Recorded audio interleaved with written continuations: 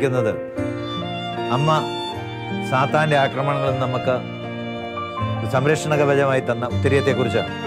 നിങ്ങൾക്കറിയുന്ന പോലെ 1251 ഇംഗ്ലണ്ടിലെ ഐൽസ്ഫോർഡിൽ വിശുദ്ധ സൈമൺ സ്റ്റോക്കിനാണ് ഉത്തരീയം അമ്മ ആദ്യമായി നൽകുന്നത്. ജൂലൈ 16-ാം തീയതി രാത്രിയിൽ പ്രാർത്ഥിച്ചുകൊണ്ടിരിക്കുമ്പോഴാണ് തരുന്നത്. അദ്ദേഹം അന്ന് കർമ്മല സഭയുടെ സുപ്പീരിയർ ജനറലായിരുന്നു. കർമ്മല സഭയിൽ പലതരത്തിലുള്ള ബുദ്ധിമുട്ടുകൾ, ഭിന്നതകൾ ഒക്കെ നിലനിന്നിരുന്ന കാലത്താണ് അമ്മ ഈ സ്വർഗത്തിൻ്റെ സംരക്ഷണവുമായി സഭയിലേക്ക് വരുന്നത്.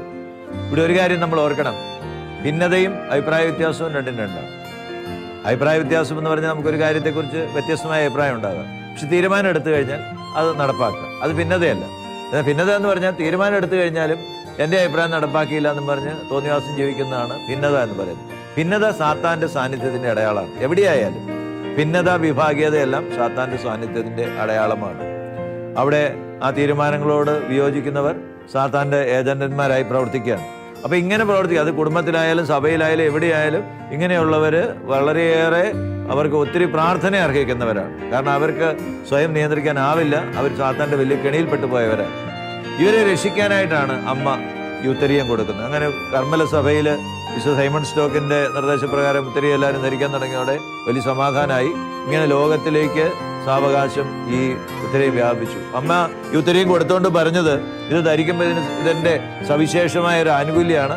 ഇത് ധരിക്കുന്നവർ ഒരിക്കലും നിത്യനരകത്തിൽ പെടുകയില്ല, അവർക്ക് വലിയ സംരക്ഷണവും സമാധാനവും ജീവിതകാലത്ത് ലഭിക്കും എന്നൊക്കെ ഉത്തരീയം കൊടുത്തുകൊണ്ട് അമ്മ പറഞ്ഞതായി രേഖപ്പെടുത്തപ്പെട്ടിട്ടുണ്ട്.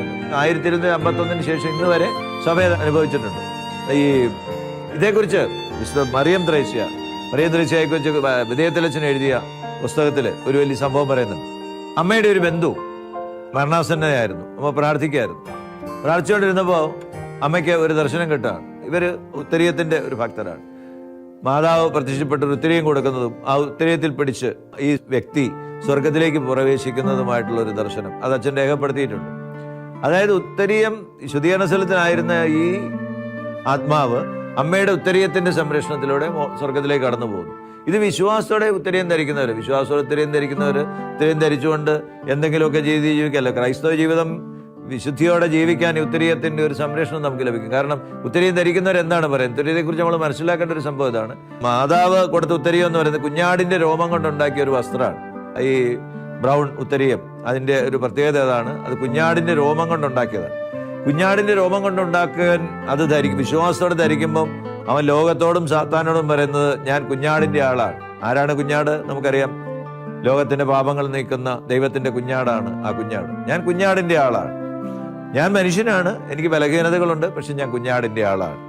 ആ കുഞ്ഞാടിന്റെ ആളാണെന്നുള്ള വിശ്വാസമായിട്ട് യേശു കർത്താവാണെന്ന് അതിനെ കൊണ്ട് ഏറ്റുപറയുകയും ദൈവനെ മരിച്ചവർ നിവർപ്പിക്കുകയും ചെയ്തതെന്ന് വെച്ചാൽ നീ രക്ഷിക്കപ്പെടും. അപ്പൊ നിത്യനാശത്തിലേക്ക് പോകില്ല എന്നുള്ള ദൈവത്തിന്റെ വാഗ്ദാനം ഈ ഇത് ധരിക്കുന്നുണ്ട്. ഈ ഒരു ഇതിലൂടെ നമ്മൾ ചെയ്യുന്ന ഒരു ഏറ്റുപറയുന്ന ഒരു സംഭവമാണ്, ഞാൻ കുഞ്ഞാടിന്റെ ആളാണ്.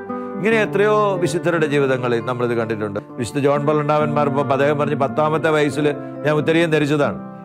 പിന്നീട് ഞാൻ ഊരിയിട്ടില്ല. 1981 അദ്ദേഹത്തെ വെടിയേറ്റ് ആശുപത്രിയിൽ ശസ്ത്രക്രിയ നടത്തിക്കൊണ്ടിരിക്കുമ്പോൾ വസ്ത്രമൊക്കെ ഊരുമ്പോൾ ഡോക്ടർമാരോട് അദ്ദേഹം നടത്തിയ ഒരു അഭ്യർത്ഥനയുണ്ട്. നേരത്തെ സ്വരത്തിൽ അദ്ദേഹം പറഞ്ഞു, സാധിക്കുമെങ്കിൽ എൻ്റെ ഉത്തരീയം എന്നെ കഴുത്തുന്നു ഊരരുത്. അത് മാത്രമേ അദ്ദേഹം പറഞ്ഞിട്ടുള്ളൂ. അദ്ദേഹം പറഞ്ഞു, എൻ്റെ ജീവിതത്തിൽ ഒത്തിരി ആകുലതകൾ, അസ്വസ്ഥതകളിൽ ഉത്തരീയം എന്നെ സംരക്ഷിച്ചിട്ടുണ്ടെന്ന് എനിക്കറിയാം. അതൊരു വിശ്വാസ സാക്ഷിയാണ്.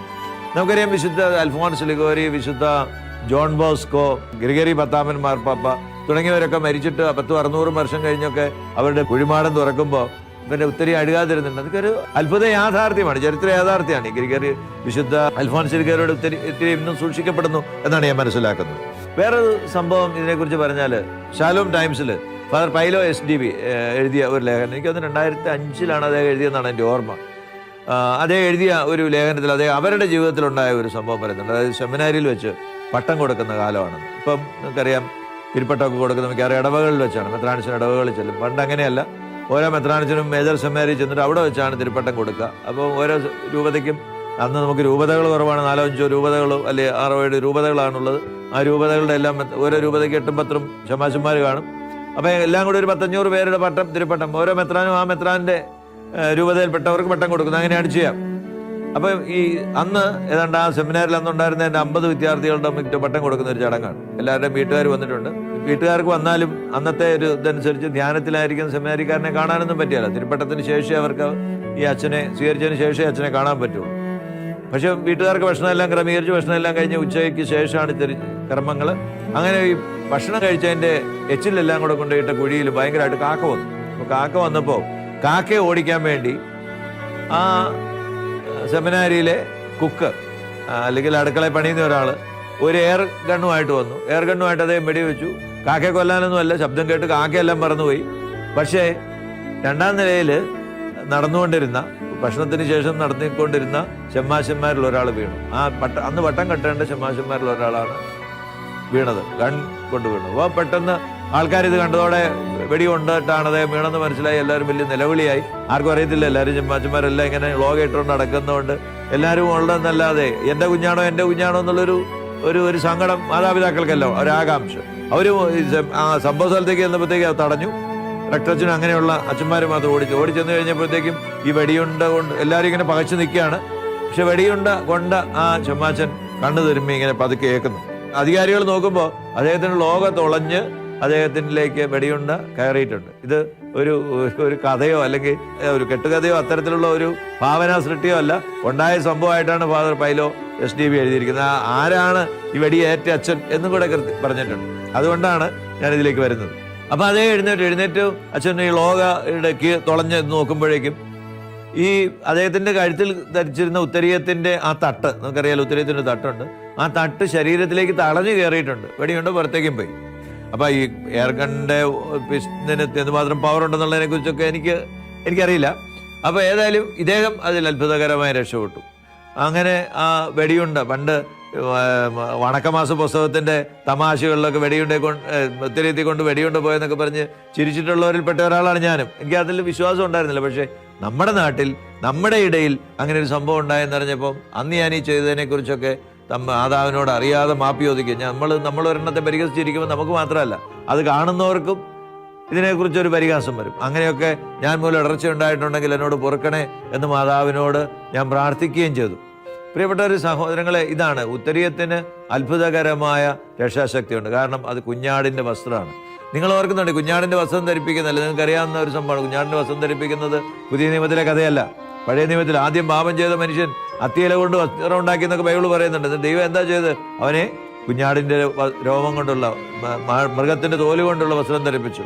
അവന് സംരക്ഷണം കൊടുത്തു ദൈവം. പിന്നീട് നമ്മൾ കാണുന്നുണ്ട് യാക്കോവിൻ്റെയും യസ്വാവിൻ്റെയും കഥയിൽ അമ്മ അവനെ കുഞ്ഞാടിൻ്റെ രോമം കൊണ്ടുള്ള വസ്ത്രം ധരിച്ചാണ് അനുഗ്രഹം ഇടാൻ പോകുന്നത്. കുഞ്ഞാടിൻ്റെ വസ്ത്രത്തിന്, കുഞ്ഞാടിനെ ധരിക്കുന്നവർക്ക് സ്വർഗത്തിൻ്റെ ഒരു പ്രത്യേക സംരക്ഷണമുണ്ട്. അനുഗ്രഹങ്ങളുടെ ഒരു കവാടമാണ് കുഞ്ഞാടിൻ്റെ വസ്ത്രം. അതുകൊണ്ട് നമുക്ക് വിശ്വാസത്തോടെ ഉത്തരീയം ധരിക്കാം.